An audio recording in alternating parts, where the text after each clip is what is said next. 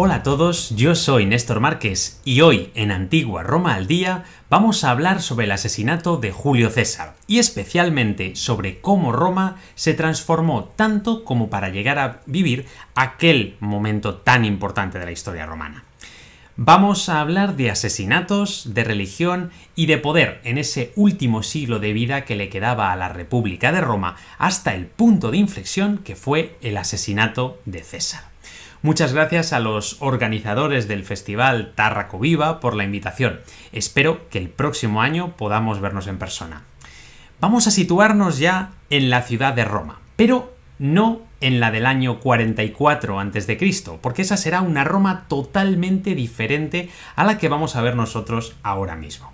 Tenemos que irnos casi un siglo más atrás, a un tiempo en el que ni Bruto, ni Casio, ni Marco Antonio, ni siquiera el propio Julio César habían nacido todavía. Nos encontramos a comienzos de la segunda mitad del siglo II a.C., un momento en el que Roma acababa de vencer definitivamente al único gran enemigo que todavía le disputaba el control del Mediterráneo. Roma y Cartago habían estado en guerra durante más de un siglo, de entre los años 264 y 146 a.C. en las famosas Tres Guerras Púnicas. Tras la victoria, por fin Roma había conseguido dominar el Mare Nostrum, un nombre que ya tenía todo el sentido que le daban los romanos, o casi, porque Egipto todavía escaparía al control directo de Roma algo más de un siglo, hasta la conquista por parte del emperador Augusto, el todavía Octaviano, en el año 30 a.C. Pero esa felicidad romana por la conquista del enemigo externo duraría realmente poco, porque se estaban produciendo una serie de cambios sociales y religiosos que tenían a los aristócratas ciertamente intranquilos. La llegada de nuevos cultos religiosos a Roma comenzaba a pasar factura a las costumbres religiosas de toda la vida. El mos maiorum ya no era tan atractivo para ciertos sectores de la sociedad, especialmente entre las clases bajas, porque éstas aceptaban nuevas religiones que eran entendidas como ajenas por la tradición. A ver, que tampoco podemos juzgarles por intentar mejorar su situación, probando un poquito de suerte con todos esos dioses que se les presentaban como relevantes, especialmente si eran nuevos y atractivos para una gente que seguramente estaba bastante desesperada. Al fin y al cabo, desde su punto de vista, solo los ricos parecían tener el favor de los dioses romanos en todo momento. ¿Por qué será? Todo ello nos lleva a que los aristócratas, que tenían el control de la religiosidad tradicional y de sus cultos en el ámbito público, comenzaran a perder cierta influencia sobre la religión. Los cultos de cada uno, en un sistema religioso que no tenía una institución de referencia como siglos más tarde sería la Iglesia Católica, pues se veía en serios problemas para controlar la religiosidad de cada ciudadano. Y por si esto fuera poco, le podemos sumar que entre quienes gobernaban Roma, que eran los senadores, tenían sus propias disputas internas. Populares y optimates mantenían una pugna por el liderato que estaba heredada de las anteriores luchas de poder entre patricios y plebeyos o terratenientes y campesinos en tiempos pasados, ¿no? Al final, todo se reducía a los que apoyaban, supuestamente en muchos casos, al pueblo, colmándoles de dádivas, de regalos y especialmente de promesas, y quienes pretendían que el pueblo estuviera totalmente alejado de cualquier atisbo de poder. Estos últimos se consideraban a sí mismos como los mejores hombres, de ahí el nombre que se daban, los optimates. En el momento en el que nos encontramos ahora, más o menos en la década de los años 30 de ese siglo II a.C., esta lucha estaba especialmente centrada en un grave problema, que era el reparto de tierras. Y la balanza hacía tiempo que había caído del lado de los más poderosos. Con el paso de los años, cada vez más romanos de alta alcurnia se habían ido apropiando de tierras públicas de Roma, el llamado ager publicus. Esto se llevaba haciendo siglos y siglos realmente, y generación tras generación los patricios romanos habían ido acumulando cada vez más tierras en su propiedad, y estas lógicamente pasaban de padres a hijos. Muchas de ellas se alquilaban luego a los plebeyos, que eran los que las cultivaban, y bueno, pues esto, como comprenderéis, no es nada que no se haya seguido haciendo a lo largo de toda la historia hasta nuestros días. Pero en este momento en el que nos encontramos, la situación era todavía peor. Por un lado, una buena parte de esos aristócratas había decidido que sus tierras, especialmente las que estaban más cerca de Roma, las iban a usar para otras cosas. Véase, villas de lujo para su ocio personal. Un buen montón de tierras pasaron de ser cultivadas cada año a estar ocupadas por lujosas residencias y bellos jardines, en los que esa élite podía disfrutar de un estatus totalmente privilegiado. Eso había provocado que una ciudad como Roma, que crecía a un ritmo importante, prácticamente no pudiera hacer frente a la alta demanda de grano. Literalmente, no había suficientes tierras cerca de Roma como para abastecer a la ciudad, debido a todos esos ricachones que se habían asentado literalmente encima de los cultivos. Y por otro lado, los terratenientes que sí mantenían sus tierras se habían vuelto cada vez más codiciosos, haciendo que pensaran, oye, los plebeyos como que cobran una parte de la cosecha que cultivan para nosotros. ¿No habría alguna forma de mejorar un poquito la rentabilidad? Vamos a pensar, pues claro que la hay. Mano de obra esclava. Esa es la solución.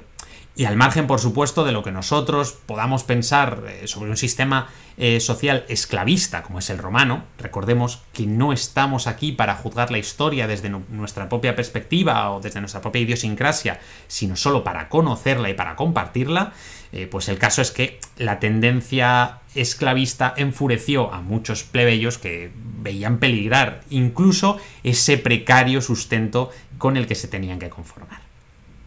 Y en lugar de ir a la causa última del problema, que eran los terratenientes, culparon a la llegada masiva de esclavos extranjeros a Roma. ¿De qué me sonará esto? Que acababan con el trabajo de estos plebeyos. De hecho, esa sensación iba todavía más allá. Si seguían llevando, en esta lógica, cada vez más esclavos a Roma, pronto serían más que los propios romanos y eso podría conllevar graves problemas para la propia República Romana y para su poder. Por supuesto, nada más lejos de la realidad. Y estoy seguro de que en este punto ya te estás empezando a preguntar si has entrado en el vídeo correcto. Si no, me estaré yo confundiendo de tema y, en definitiva, estarás pensando ¿qué tiene que ver todo esto con Cayo Julio César? No te preocupes porque estás en el lugar adecuado. Aunque no te lo parezca todavía, todo esto que te acabo de contar es fundamental para entender una figura que dará comienzo al siglo de escalada de violencia aristocrática que desembocará en las idus de marzo del año 44 a.C. Por eso, antes de llegar hasta César, tengo que contarte la historia de este hombre, y especialmente la de su asesinato. El personaje del que te hablo no es otro que Tiberio Sempronio Graco, miembro de los populares, hijo de Cornelia Africana y por lo tanto nieto de Escipión el Africano. Tiberio, junto a sus hermanos, entre los que podemos destacar al menor, llamado Cayo, porque tuvieron también otra hermana, pero como es mujer, no importaba, digamos, en la sociedad romana, por desgracia. Y sabemos que la pareja tuvo hasta 12 hijos, pero solo esos 3 sobrevivieron a la edad adulta. Y como os decía, Tiberio era de esos niños que no tuvieron que preocuparse absolutamente por nada de pequeños, porque pertenecía a una familia rica y además prestigiosa de Roma. Se integró perfectamente en el sistema político y religioso desde bien joven y pronto, desde su posición en el bando de los populares, se empezó a preocupar por aquel acuciante problema, o más bien problemas, en torno a los terratenientes y las tierras de cultivo. Para él, la solución estaba clara. Había que redistribuir la tierra pública y esa era la única manera de hacer frente a aquella situación. Gracias a sus propuestas, se convirtió en un líder popular y fue nombrado tribuno de la plebe en el año 134 a.C. Así podría llevar a cabo su plan. Este plan pasaba por recuperar las tierras usurpadas por la aristocracia y repartirlas de tal manera que cada ciudadano no poseyera más de 500 iugera, que es una medida de tierra. Pero espera, porque antes de que te imagines aquí a Tiberio Graco en la Asamblea Popular cantando el himno de la URSS, debes saber que 500 iugera equivalen a unas 125 hectáreas, que es bastante terreno. Nada que ver ni remotamente con las ideas marxistas, comunistas de los siglos XIX y XX. No quiero caer en el presentismo histórico, permíteme la pequeña broma. Aún así, los más ricos, que poseían bastante más tierras de las que Tiberio proponía como límite, pusieron el grito en el cielo. Aquello era un ataque directo a sus privilegios y a su riqueza, así que tenían necesariamente que buscar soluciones. Yo ya me los estoy imaginando rebuscando entre los rollos de papiro de las sesiones del Senado para ver cómo se había enfrentado Roma en los siglos anteriores a una situación de aquella magnitud. Seguramente, al buscar, pudieron encontrar que al poco de ser establecida la República, en concreto en el año 486 a.C., el cónsul Espurio Casio Bequelino había intentado algo similar. Y mira que pongo énfasis en lo de intentado, porque derrocar la monarquía y redistribuir las tierras en menos de 30 años creo que ya habría sido demasiado. Así que lo que ocurrió en esa ocasión fue que entre el otro cónsul y el Senado pues consiguieron detener totalmente esas aspiraciones de Casio, que fue públicamente flagelado y después ejecutado. Tal vez es posible que aquello les diera alguna que otra idea a los senadores del siglo II a.C. Ahora lo veremos. Pero es cierto que en un momento como aquel, todavía, con una república ya consolidada y de gran poder, que poco tenía que ver con la que existía a finales del siglo VI a.C., condenar y ejecutar a un tribuno de la plebe no era algo sencillo ni aceptado. Aquel era un puesto de prestigio que además tenía el respaldo de un enorme colectivo social como era la plebe. Por otra parte, Roma, en aquel momento, como decíamos, no estaba acostumbrada a la violencia política, por lo que un asesinato así no se veía como la mejor de las opciones.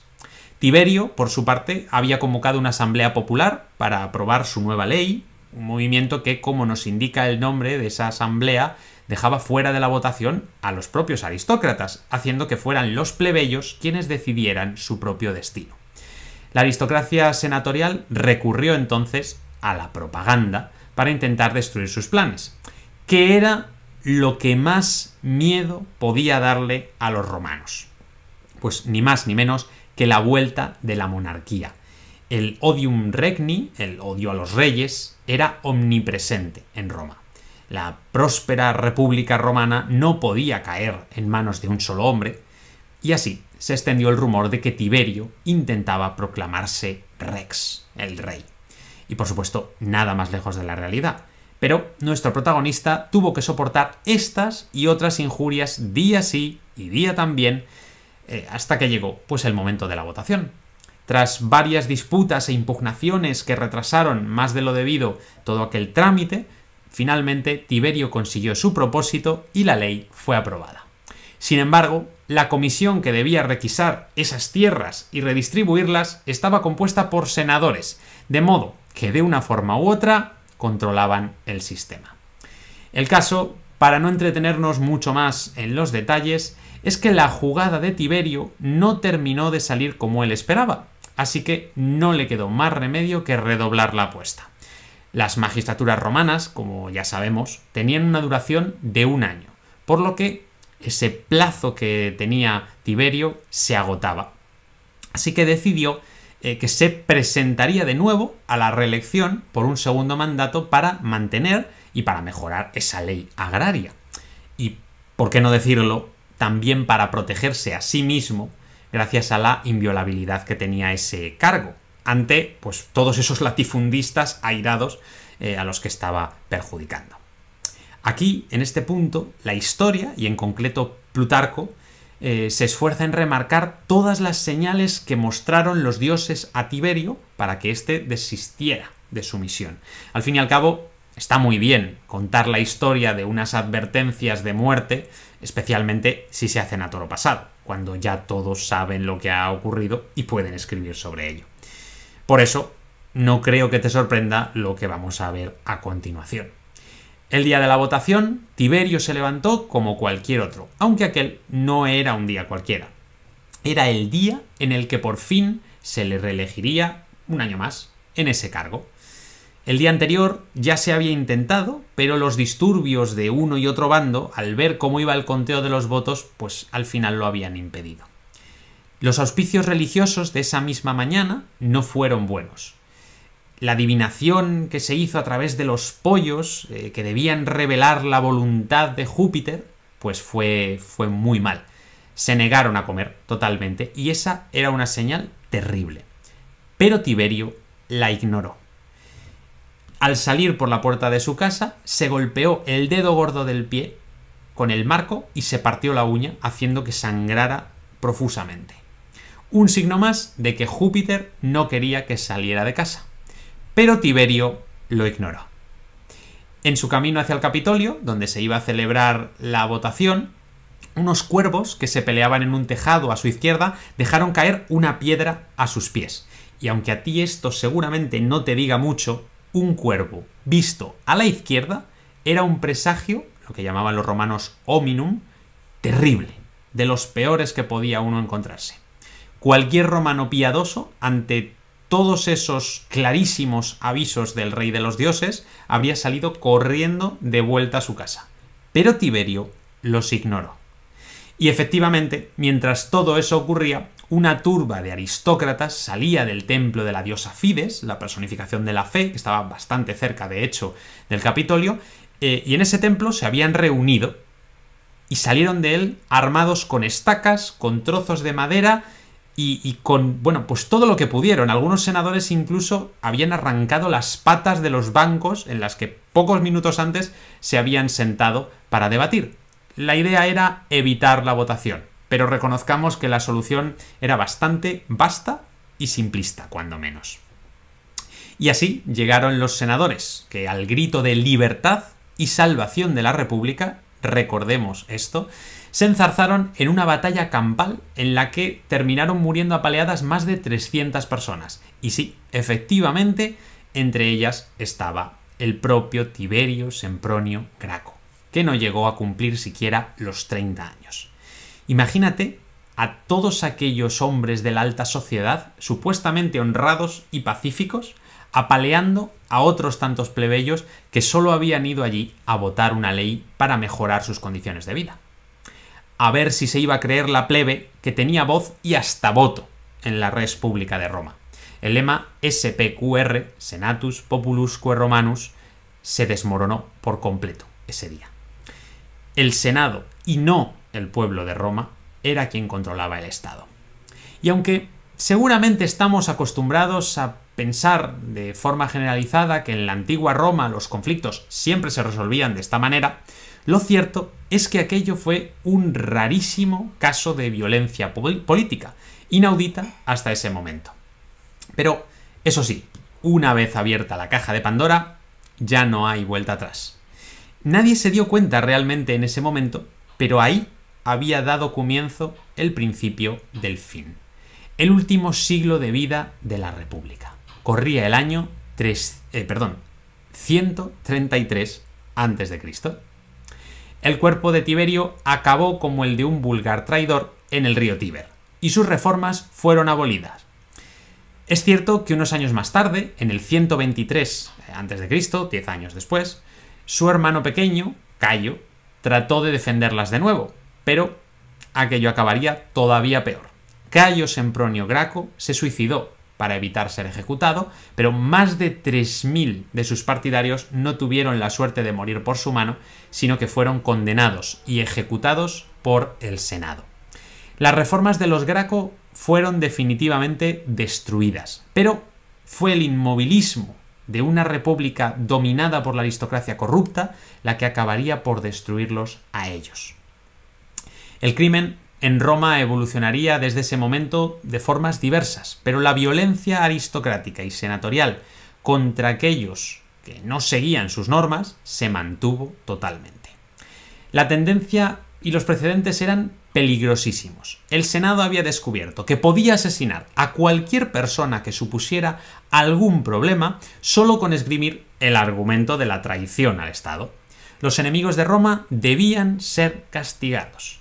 Y esos enemigos ya no eran cartagineses, sino que estaban dentro de la propia sociedad romana. Desde ese momento, la nueva normalidad política se centró en el asesinato.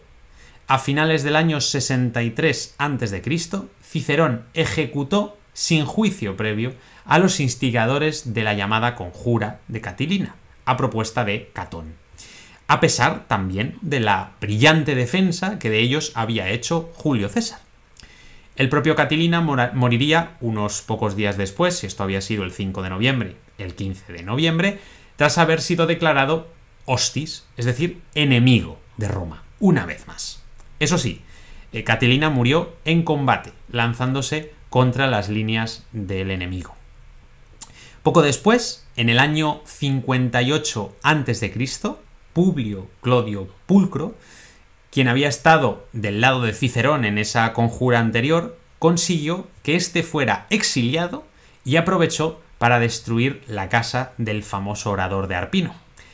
A ver, que también, conociendo a Cicerón, no me cuesta empatizar demasiado con Clodio, en este caso, la verdad. Y en ese mismo momento, ya como tribuno de la plebe, Clodio se vio obligado a crear una guardia protectora que le permitiera repeler cualquier ataque contra su vida, que en ese momento, y con los precedentes que ya conocemos, eran totalmente normales.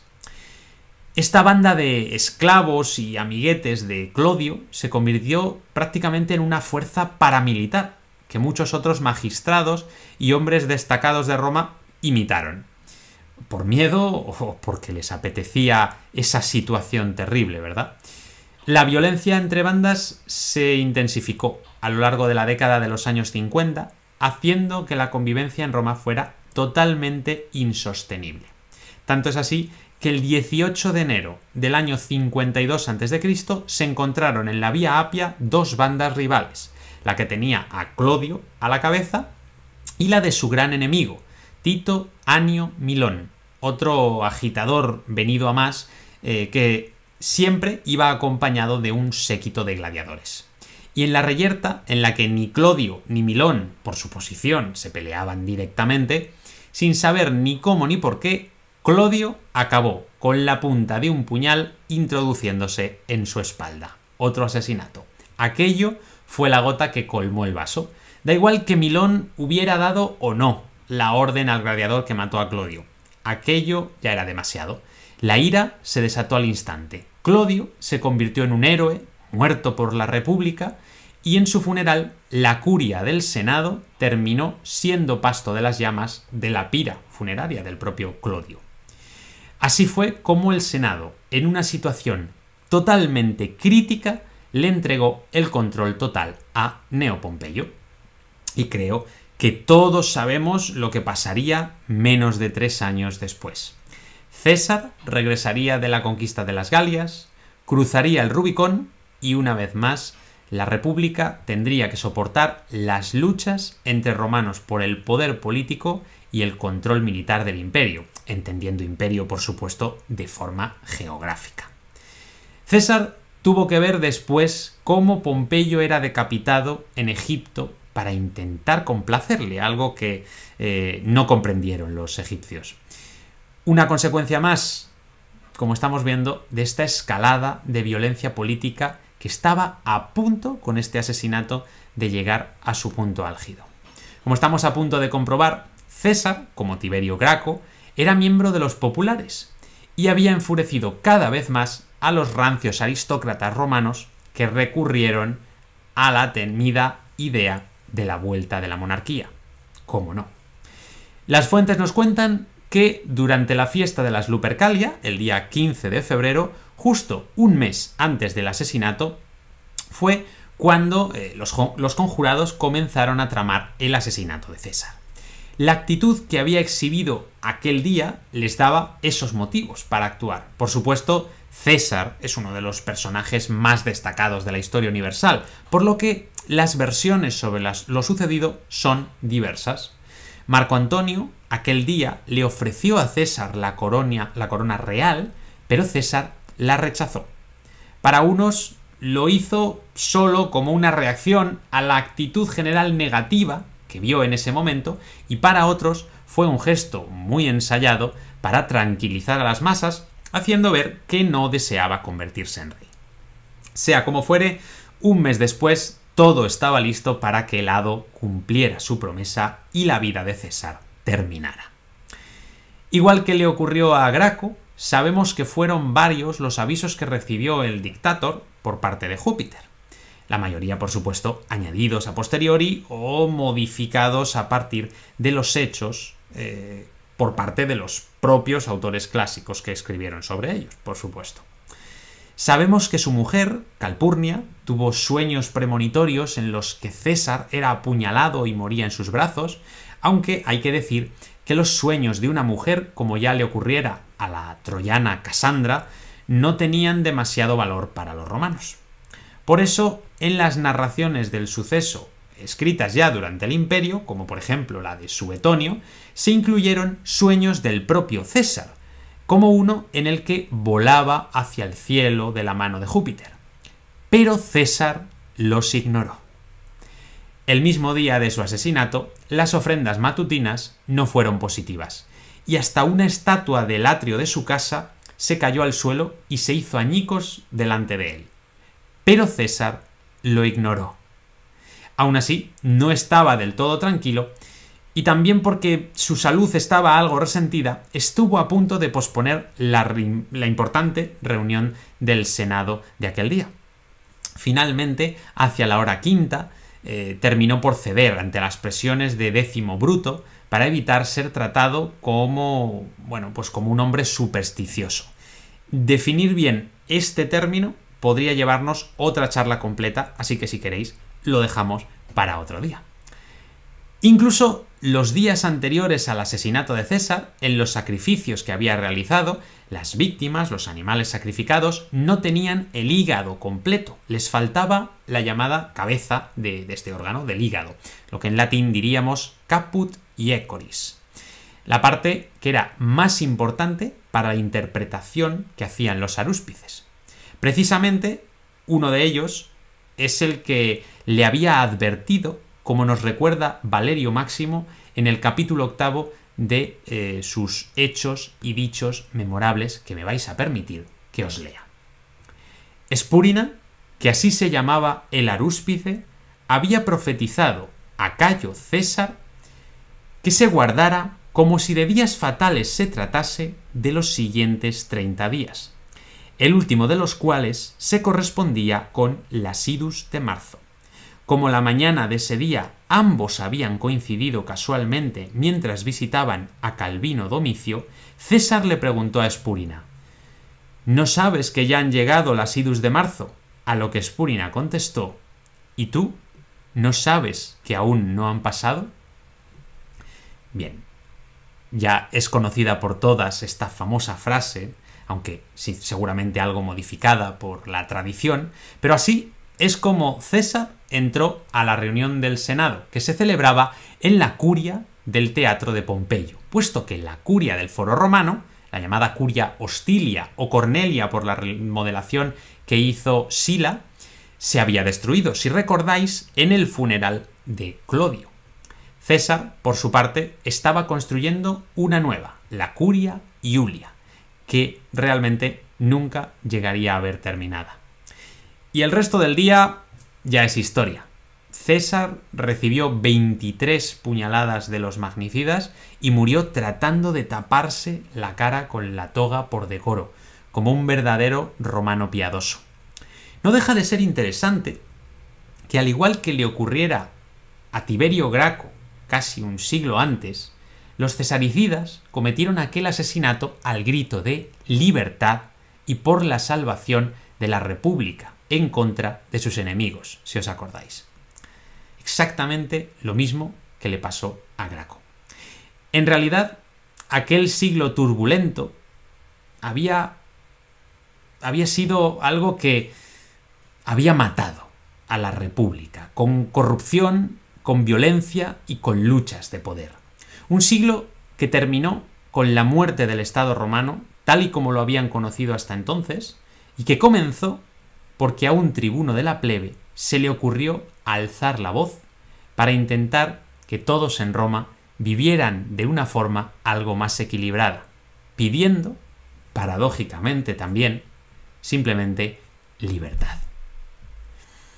Ya habéis visto esa relación que hemos conseguido hacer entre Tiberio Sempronio Graco y Cayo Julio César, un siglo completo en la que la República cambió totalmente, un siglo de luchas, un siglo de violencia y un siglo de asesinatos que no podían acabar de otra forma, con el asesinato de Julio César en las idus de marzo del año 44 a.C.